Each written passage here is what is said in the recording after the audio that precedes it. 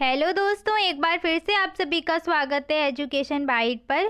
Science की आज की क्लास में हम पदार्थों का घुलना और पदार्थ का अवस्था परिवर्तन पढ़ेंगे। ठोस अवस्था से द्रव अवस्था, द्रव अवस्था से गैसीय अवस्था। इससे पहले वाली क्लास में हमने पदार्थ और पदार्थ के गुण पढ़ लिए थे। अगर आपने वो वीडियो नहीं देखी है तो प्लीज़ प्लेलिस्ट में जाकर उस वीडियो को देख लीजिए। तो चलिए स्टार्ट करते हैं। पदार्थ का घुलना। जब कोई पदार्थ किसी अन्य पदार्थ में विलीन हो जाता है तो इसे पदार्थ का घुलना कहते हैं। जैसे नमक और जल को ले लीजिए। नमक को अगर हम जल में डालें तो कुछ समय पश्चात क्या होगा कि नमक हमें दिखाई देना बंद हो जाएगा। ठीक है, यानी कि क्या हुआ, नमक जल में अदृश्य हो गया ना। नमक भी एक पदार्थ है और जल भी एक पदार्थ है। तो यानी कि एक पदार्थ का दूसरे पदार्थ में अदृश्य होना क्या हो गया, पदार्थ का घुलना। ऐसे ही चीनी और जल को ले लीजिए। तो चीनी को जब हम जल में डालेंगे तो क्या हुआ, कुछ समय पश्चात हमें चीनी दिखना बंद हो जाएगी, केवल जल ही दिखाई देगा। यानी क्या हुआ, चीनी अदृश्य हो गई ना जल में। तो यही है कि जब कोई पदार्थ किसी अन्य पदार्थ में विलीन हो जाता है तो उसे पदार्थ का घुलना कहते हैं। जो पदार्थ घुलता है उसे कहते हैं हम विलेय यानी कि सॉल्यूट, और जिसमें घोला जाता है उसे कहते हैं विलायक यानी कि सॉल्वेंट। अब नमक और जल से देखिए कि कौन सा घुलाता, नमक घुलाता या जल घुलाता। नमक घुलाता ना, तो नमक हमारा क्या हो जाएगा, विलेय। हमने किस में घोला था, जल में घोला था ना, तो जल हमारा क्या हो जाएगा, विलायक। ठीक है, यहाँ से एक पॉइंट और ध्यान रखिए कि जो विलेय होता है ना, जो हम घोलते हैं, उसकी मात्रा क्या होती है, कम होती है। ठीक है, और जिसमें घोला जाता है उसकी मात्रा क्या होती है, अधिक होती है। ठीक है, देखिए नमक और जल लिया था ना, नमक की देखो, आप नमक की मात्रा ज़्यादा ले सकते हो, लेकिन क्या है, वो जल में तो तभी घुलेगी जब मात्रा कम होगी। ठीक है कि नहीं। मान लीजिए जल की अपेक्षा नमक की मात्रा ले ली ज़्यादा, तो क्या होगा, वो घुलेगा नहीं ना, और एक टाइम पे आके वो घुलना बंद हो जाएगा, उसमें चीज़ घुलेगी ही नहीं। तो जो विलेय होता है ना, उसकी मात्रा होती है कम, और जो विलायक होता है उसकी मात्रा होती है ज़्यादा। तो अब ये कैसे याद रखें, किसकी मात्रा कम है किसकी मात्रा ज़्यादा है। तो देखिए विलेय में क्या है, तीन शब्द, तीन ही वर्ण, तो वो है वर्ण, और विलाय में क्या है, चार वर्ण है। तो देखिए विलेय में कम वर्ण है यानी कि इसकी मात्रा कम हो जाएगी, और विलायक में ज़्यादा वर्ण है तो इसकी मात्रा अधिक। ठीक है, इसको ऐसे याद रखिए। ठीक है, जिसकी मात्रा अधिक होगी उसमें हम चीज़ घोलेंगे यानी कि वो विलायक, जिसकी मात्रा कम होगी वो खुद घुलेगा जाके, तो क्या हो जाएगा, वो विलेय हो जाएगा। ठीक है, इन दोनों को घुलने पर जो तैयार होगा, जो हमें मिलेगी जो चीज़, उसको क्या बोलते हैं, विलयन बोलते हैं यानी सॉल्यूशन। किसी रसायन या यौगिक मतलब पदार्थ मान लीजिए का किसी अन्य पदार्थ में घुल जाने की क्षमता को ही हम घुलनशीलता या विलेयता कहते हैं। ये एक पदार्थ का गुण है, जो मैंने आपको पदार्थ के गुण में नहीं बताया था, क्योंकि यहाँ पे डिटेल में समझ में आ जाएगा आपको। किसी पदार्थ का किसी अन्य पदार्थ में घुलने की जो क्षमता हुई ना, जो उनका गुण हुआ, उसको हम घुलनशीलता या विलेयता कहते हैं। जैसे नमक का जल में घुलना, चीनी का घुलना। ठीक है, नेक्स्ट है पदार्थ की अवस्था में परिवर्तन। तो देखिए पदार्थ की तीन अवस्थाएं थी ना, ठोस, द्रव और गैस, इन्हीं में परिवर्तन होगा। तो देखिए जब हम ठोस से द्रव में आएंगे तो उसको बोलते हैं गलन अवस्था यानी कि गलन। जब द्रव से गैस में जाएंगे तो वो होती है वाष्पीकरण, और गैस से ठोस में जाएंगे तो वो होती है निक्षेपण। निक्षेपण इतनी इंपॉर्टेंट नहीं है, लेकिन फिर भी ध्यान रखिए, निक्षेपण में क्या होता है, जब गैस से ठोस में जाएंगे। अब इसको समझिए कि ठोस अवस्था में क्या, बर्फ ले ली हमने, बर्फ को पिघलाया तो जल बन गया ना, यानी कि वो क्या कहलाएगा, हमारा गलन कहलाएगा। ठीक है, जब जल को हमने गर्म किया तो क्या, उसकी वाष्प बनेगी ना, तो द्रव से क्या हुआ, गैस में बदले ना, तो ये हमारी क्या हो जाएगी, वाष्पीकरण हो जाएगी। ठीक है, और गैस से ठोस में जाने का देखिए क्या होता है कि जैसे कपूर था ना आपका, कपूर को जब हम गर्म करते हैं तो क्या, वो ठोस से तो गैस में चला जाता है, वो ये वाला स्थिति हो जाएगी, ठोस से गैस में आना। लेकिन जब कपूर की जो गैसीय अवस्था होगी उसे जब ठंडा करेंगे तो पुनः कपूर मिल जाएगा, वो हो जाएगी निक्षेपण की अवस्था। ठीक है, अब उल्टा चलते हैं हम किससे, ठोस से गैस की तरफ, तो वो हमारी ऊर्ध्वपातन कहलाती है। गैस से द्रव की तरफ आते हैं, यानी कि जब वाष्प होती है ना जल की, उसको ठंडा करते हैं तो वो संघनन की स्थिति हो जाएगी। ठीक है, और जब हम द्रव से ठोस में जाएंगे तो वो हमारा हिमीकरण हो जाएगा। ठीक है, यानी कि जल को जब हम ठंडा करके बर्फ जमाते हैं ना, हिम, बर्फ की जो आप पर्यायवाची बर्फ के पढ़ेंगे तो वहाँ पे आपको हिम मिल जाएगा ना, तो वो हिमीकरण की स्थिति हो जाएगी। ठीक है, वो जो क्रिया होगी वो हिमीकरण कहलाएगी। समझ गए आप लोग, ये इसको आप लोग ऐसे नोट भी कर लीजिए अगर आप चाहें तो शॉर्ट में। ठोस से क्या हुआ, द्रव बनना, ठीक है। तो यहाँ पे क्या गलन अवस्था हो जाएगी। ठीक है, द्रव से क्या हो जाएगा, गैस बनना, तो क्या हो जाएगी वाष्पीकरण की स्थिति। गैस से ठोस बनना, तो ये आपकी कौन सी हो जाएगी, निक्षेपण की स्थिति। ठीक है, फिर अब उल्टा चलेंगे हम, ठोस से गैस, सॉरी हाँ, ठोस से गैस में क्या हो जाएगा, ऊर्ध्वपातन। ठीक है, गैस से हम द्रव में आएंगे तो ये क्या कहलाएगी, संघनन। ठीक है, और द्रव से जब हम फिर ठोस में आ जाएंगे तो ये कहलाएगी हिमीकरण। ठीक है, इनको यहाँ पे ऐसे करके आप लिख लीजिए।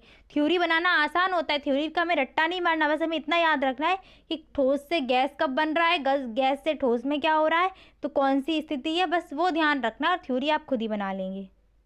चलिए देखते हैं गलन यानी कि मेल्टिंग। ठीक है, इंग्लिश होती है इसकी मेल्टिंग। तो इसमें क्या होता है, जब किसी ठोस पदार्थ को गर्म करें, गर्म करने पे ही तो वो आएगा उस गलने वाली स्थिति में। तो जब किसी पदार्थ को गर्म करेंगे यानी उसका ताप बढ़ाएंगे तो वह एक निश्चित ताप पर द्रव अवस्था में परिवर्तित हो जाएगा। ठोस से बदल गया ना, किस में, द्रव में बदल गया ठोस से। तो ठोस पदार्थ के द्रव में बदलने की क्रिया को हम कहते हैं गलन, और जिस निश्चित ताप पर यह क्रिया होगी वो हमारी क्या होगी, गलनांक यानी कि मेल्टिंग पॉइंट। समझ में आ गया, गलनांक भी क्लियर हो गया यहाँ से और गलन भी क्लियर हो गया। अगर किसी ठोस को हम गर्म करेंगे तो वो क्या होगा, द्रव अवस्था में बदल जाएगा। बर्फ़ को हमने गर्म किया, ठीक है, ताप दिया, उसका ताप बढ़ाया, तो क्या होगा, वो जल में परिवर्तित होगा। तो ये क्रिया क्या कहलाएगी, गलन। और जो जिस निश्चित ताप पर ये क्रिया होगी वो क्या हो जाएगा, गलनांक। ठीक है, हिमीकरण देखिए, द्रव अवस्था से ठोस में बदलना। ठीक है, अब मैं इनको एक साथ करवा दे रही हूँ, पहले ठोस से द्रव, द्रव से ठोस, फिर द्रव से गैस, गैस से द्रव। ठीक है, तो अब क्या होगा, जब द्रव अवस्था में कोई पदार्थ होगा ना, उसको जब हम ठंडा करेंगे तो वो ठोस अवस्था में बदल जाएगा। तो ये जो क्रिया होगी ये क्या कहलाएगी, हिमीकरण। द्रव अवस्था के ठोस अवस्था में बदलने की क्रिया हिमीकरण या जमना कहलाता है। और जिस निश्चित ताप पर यह क्रिया होगी उसको क्या बोलेंगे, हिमांक। ठीक है, आपको देखो गलनांक सुनने को मिलेगा, हिमांक सुनने को मिलेगा और क्वथनांक सुनने को मिलेगा। ठीक है, तो गलनांक में क्या होगा कि जब ठोस पदार्थ द्रव पदार्थ में बदलेगा तो जिस ताप पर यह क्रिया होगी वो कहलाएगी गलनांक। और हिमांक में क्या होगा, जब द्रव पदार्थ ठोस पदार्थ में बदलेगा तो जिस ताप पर यह क्रिया होगी वो कहलाएगी हिमांक। आपका हिमांक और गलनांक में क्या होता है, ताप लगभग समान ही रहता है। ठीक है, वो अलग की बात है, लेकिन अभी इतना ही समझिए कि हिमांक और गलनांक हैं क्या। ठीक है, सबसे अच्छा तो आप इसको यही याद रखिए कि पानी से बर्फ बनना क्या हो जाएगा, हिमीकरण की क्रिया हो जाएगी। और जिस ताप पर हिमीकरण की क्रिया होती है ये निश्चित ताप आपका कहलाता है हिमांक। निश्चित ताप लगाना ज़रूरी है। ठीक है, ऐसे ही जब आपका बर्फ से पानी बनेगा, उल्टा जब होगा ना, तो वहाँ पे गलन की क्रिया होगी और वो कहलाएगी गलनांक। नेक्स्ट है वाष्पीकरण। तो देखिए, किसी पदार्थ का द्रव अवस्था से क्या हुआ, गैसीय अवस्था में बदलना वाष्पीकरण की क्रिया कहलाती है। अब वाष्पीकरण की क्रिया वेपोराइजेशन होता है टू टाइप से, एक होता है वाष्पन, एक होता है क्वथन, जिसे इवेपोरेशन या बॉइलिंग, दूसरे को बोलते हैं बॉइलिंग। ठीक है, वाष्पीकरण में क्या हो रहा है, द्रव अवस्था से गैसीय अवस्था में बदल रही है और वाष्पीकरण कहला रही है। ठीक है, वाष्पन में अगर मैं पूछूं क्या होगा, तो इसमें भी द्रव अवस्था से गैसीय अवस्था में ही बदलेगा।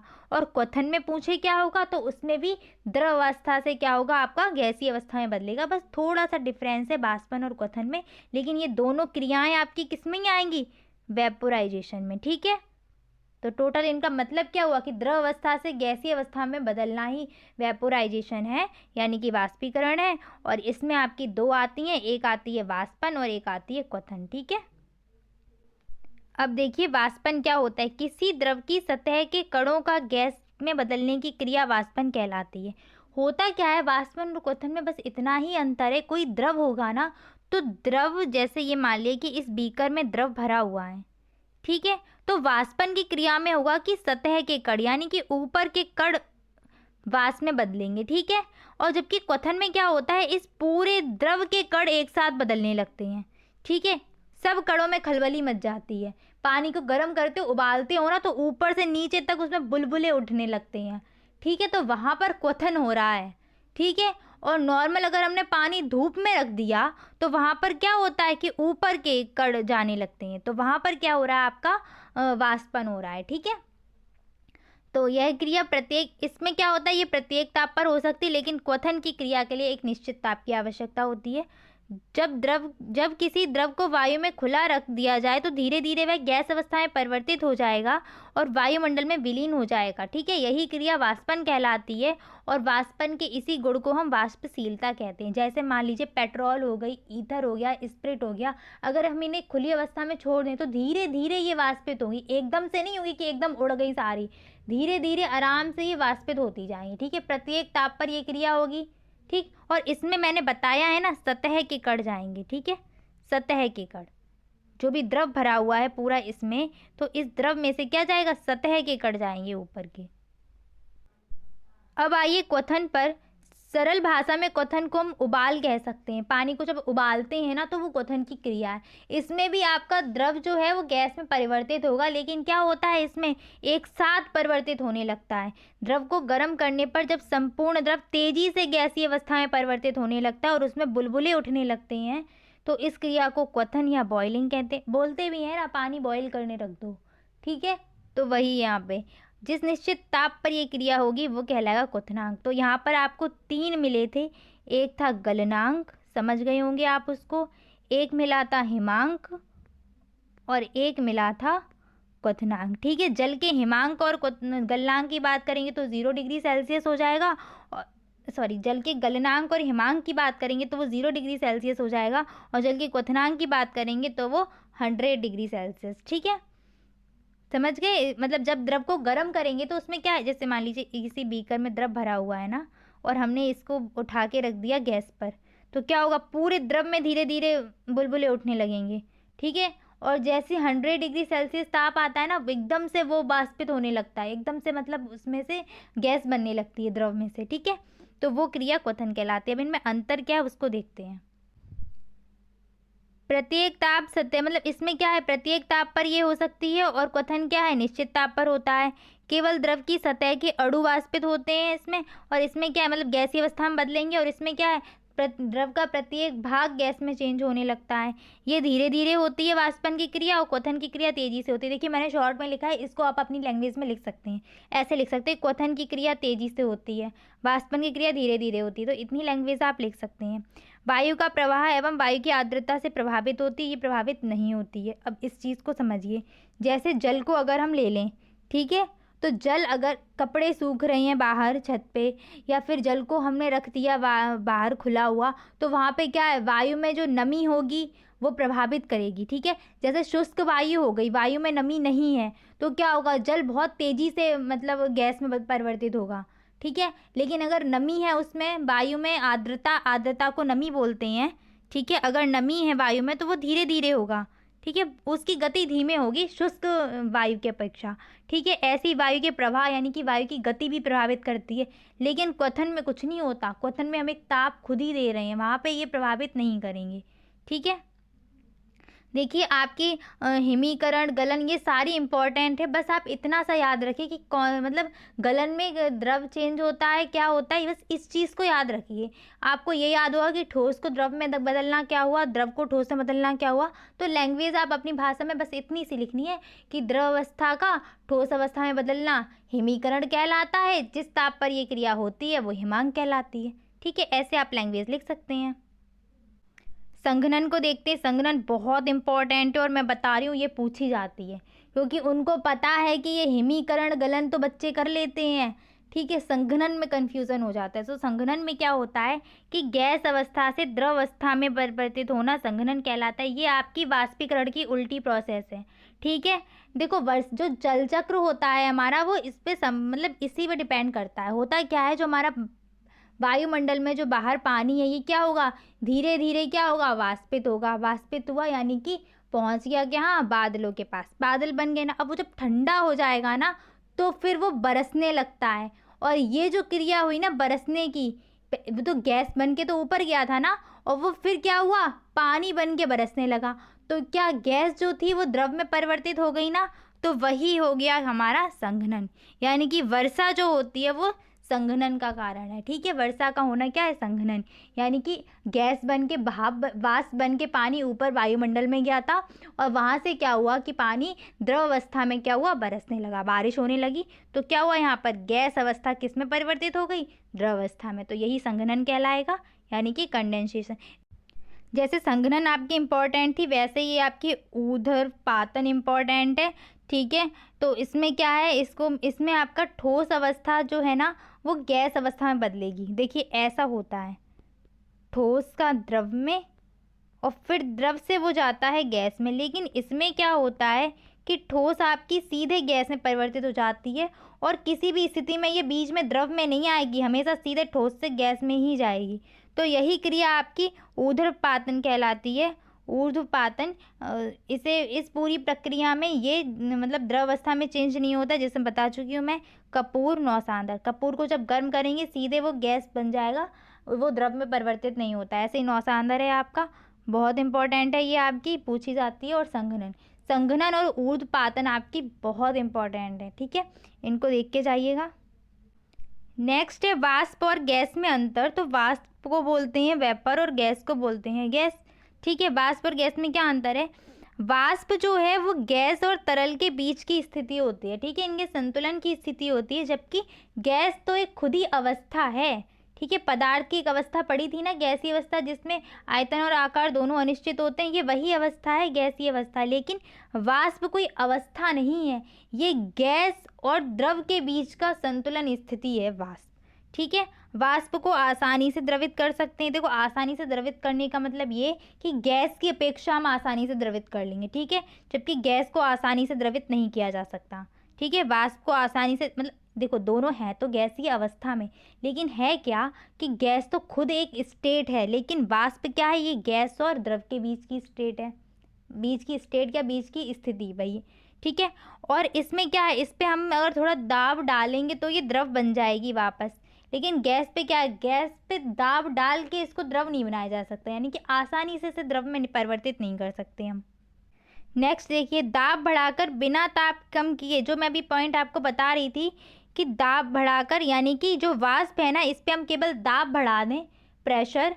ठीक है, और ताप कम ना करें, जो ताप है, जो भी टेम्परेचर है वो रहने दें, तो क्या हुआ? ये आराम से द्रव अवस्था में आ जाएगी। लेकिन गैस में ऐसा नहीं होता, गैस में हमें ताप और दाब दोनों बदलने की आवश्यकता होगी, तभी ये गैस द्रव अवस्था में परिवर्तन होगी। ठीक है, यानी गैस की अवस्था परिवर्तित होगी, यानी कि गैस द्रव अवस्था में बदली जाएगी। ठीक है, जब हम ताप और दाब दोनों परिवर्तित करेंगे। इसमें क्या है कि हम बस ताप को वही रहने दें और जो इसका दाब है इसको बढ़ा दें, तो ये परिवर्तित हो जाएगी। ठीक है, नेक्स्ट देखिए, किसी पदार्थ के क्रांतिक बिंदु से कम ताप पर उस पदार्थ की गैसीय अवस्था को वाष्प कहते हैं। ठीक है, और इसमें क्या होता है? क्रांतिक ताप से अधिक। ठीक है, देखो क्रांतिक ताप यहाँ पे TC से मैंने किया है, ये तो समझ ही आ रहा होगा कि यहाँ जो ताप है ये कम है, यानी कि यहाँ पर जो ताप होगा ये इस गैसीय अवस्था का, ये क्रांतिक ताप से कम होगा तो ये वाष्प कहलाएगी, और इसका क्रांतिक ताप से अधिक होगा ताप, तब ये गैसीय अवस्था कहलाएगी। अब क्रांतिक ताप क्या होता है? तो क्रांतिक ताप वह ताप होता है जिससे कम, मतलब वह अधिक तक मान होता है जिससे कम मान पर हम जो गैसीय अवस्था होती है उसको दाब डालकर हम द्रव अवस्था में परिवर्तित कर सकते हैं। ठीक है, तो क्रांतिक ताप वह अधिकतम ताप हुआ जिस पर हम जो भी गैस है उससे कम ताप पर उसको द्रव अवस्था में बदला जा सकता है। ठीक है, ज़्यादा ताप पे उसे बदलना मुश्किल हो जाए, ऐसा नहीं कि बदलेंगे नहीं, पर उसे बदलना मुश्किल हो जाएगा। ठीक है, उस पर काफ़ी सारे दाब ताप बदलने पड़ेंगे तब वो बदली जाएगी, यानी कि तो वो आपकी क्या गैसीय में आ जाएगी। और वाष्प में क्या है कि वो आसानी से हो जाता है, अभी जैसा पहले पढ़ के आए थे। तो बस इस चीज़ को ध्यान रखिए कि वाष्प का अगर मैं ताप बोलूँ तो ये क्या होता है? ये क्रांतिक ताप से कम होता है, और अगर हम गैस का बोलें तो ये क्रांतिक ताप से अधिक हो जाएगा। ठीक है, आज की क्लास में बस इतना ही। नेक्स्ट क्लास में हम तत्व, यौगिक, मिश्रण और मिश्रण के प्रकार, समांगी, विषमांगी और पृथक्करण की विधियाँ पढ़ेंगे। ठीक है, आप लोग परेशान ना हो सिलेबस के लिए, अपनी जितना भी हो रहा है उसको धीरे धीरे तैयार करते हुए चलिए। ठीक है, क्योंकि लास्ट टाइम पर हम रिवाइज करने का टाइम भी नहीं मिलता, हम रिवीजन भी ढंग से नहीं कर पाते हैं। तो जितना हो गया है उसको अच्छे से पढ़ते हुए दिमाग में बैठाते हुए चलिए। ठीक है, परेशान ना हो, आपका अच्छे से हो जाएगा एग्ज़ाम, मार्क्स भी सबके अच्छे आएंगे। ठीक है, thanks for watching and please like share and subscribe my channel. Bye bye, take care.